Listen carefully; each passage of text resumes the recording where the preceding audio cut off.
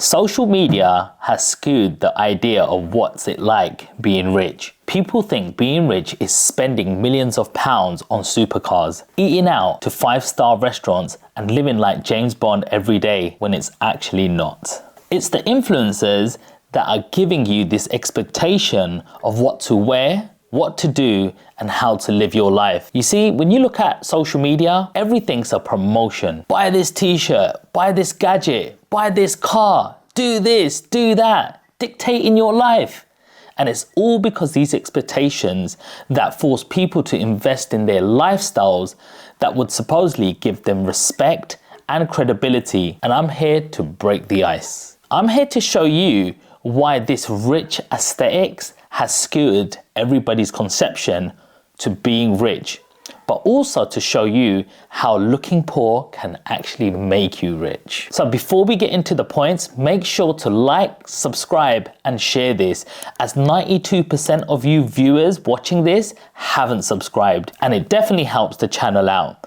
It's free and you can unsubscribe at any time. But also make sure to watch the full video where there's gonna be a present for you guys. There's a 50% discount coupon and you'll see why, as it'll only apply to the first 25 people. So don't miss out. So let's look at the halo effect. The halo effect insists that the more attractive or desirable we look, people are more likely to put in more positive qualities towards our character. Essentially, if we look the part, we play the part. First impressions are important. Back when I was working in McDonald's, even though it wasn't the cleanest place to work, I'd always try to present myself in the best possible way, whether that's going to be cleaning my shoes or smelling nice, because I understood that to make great lasting impressions, I couldn't just come in my pajamas. Otherwise, how would people respect me?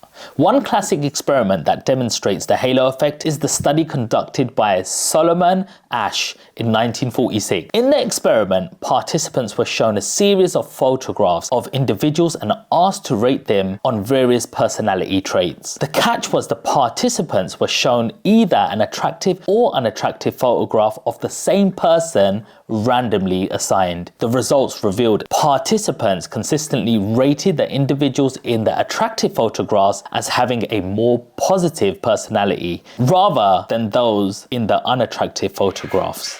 So we can see that the participants would always give positive qualities to the individuals who looked more attractive than those who were unattractive. But you may be wondering, how does this relate to the problem with the rich aesthetic? Well, you see, people begin to believe that looking good is everything, so they turn to spending bucket loads of money on luxury brands, expecting a white shirt from Gucci to suddenly make them look better just because it was more expensive. But this is far from the truth. The worst aspect of this is that it tends to lead to an addiction. Because people begin compulsively buying random accessories or clothes, not because they like them, but because it's a nice logo on it, while they're under the perception that this defines wealth, when in reality it pushes them further away from it. A quote from Warren Buffett says, "Price is what you pay, value is what you get."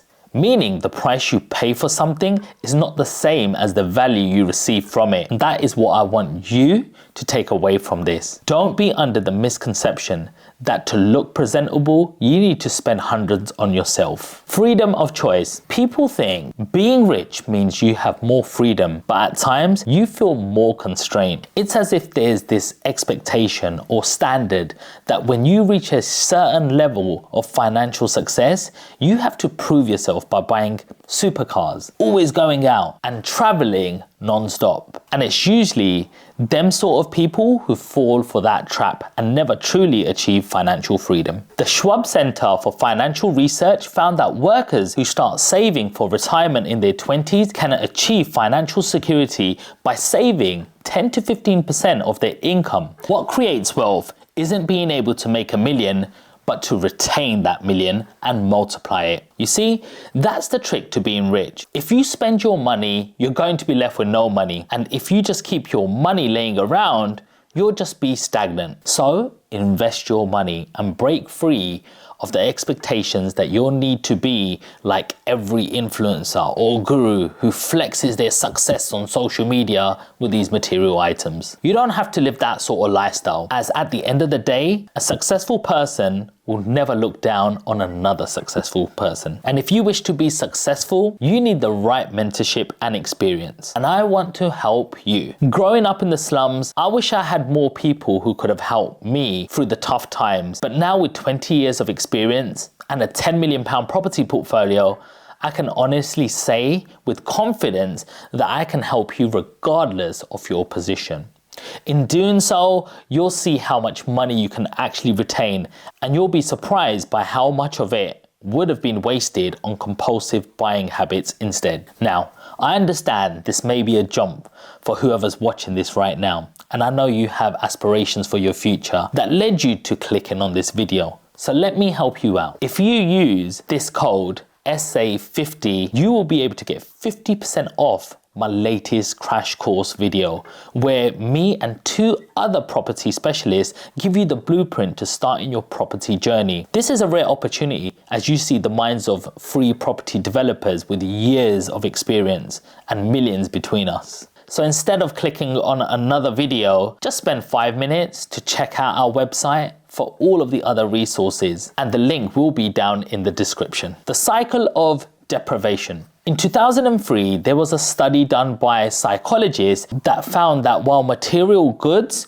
would boost happiness due to excitement of having the new product, the effect of this tends to diminish over time as people then begin to seek the next big thing. So what does this mean? Essentially, as our income increases, whether that be through a promotion, people instinctively look to buy with their disposable income, such as cars or phones. This leads them to initially feeling satisfied, but as the days go on, the desire to want something else grows, and eventually the person begins to look for another alternative. This is what creates the cycle of deprivation, as we become stuck in the loop of where we keep wanting more, never truly being content with what we have, creating this sense of emptiness that nothing will ever satisfy our greed. And it's businesses like Apple who utilize this greed of ours. They do this by creating more iPhones with minuscule changes to the actual phone besides maybe an extra color. Saying it out loud sounds silly, doesn't it? People spend thousands on a phone that was basically the exact same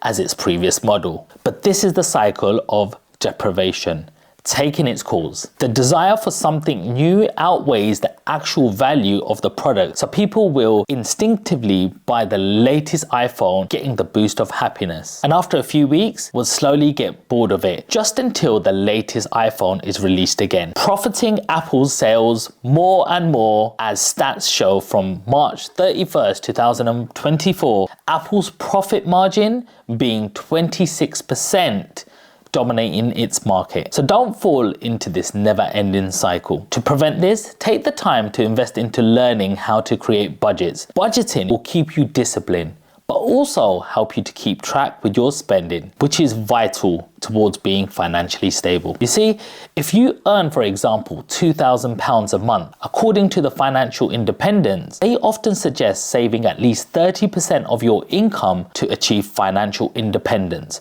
and security within a reasonable time frame. So out of that £2,000, that's saving £600, leaving you £1,400 to spend. But also, as a general guideline, investing 30% of your monthly income can help you quickly put towards a down payment, allowing you to accumulate the funds to invest in the long term, which would be another £600. Meaning in total, you should be aiming to save around half of your monthly income and the rest going towards utilities and spending. But in the future, I'll release another video going into further details on how to properly set up your budget so you can make the best returns possible. So stay tuned for that. Thank you for watching. And as I said earlier on, we've got a brand new program that I've designed especially for you to start with no deposit, no solicitor costs, and none of the other costs involved normally in buying a house. And I've made this with 2 other rent-to-rent specialists. So redeem the code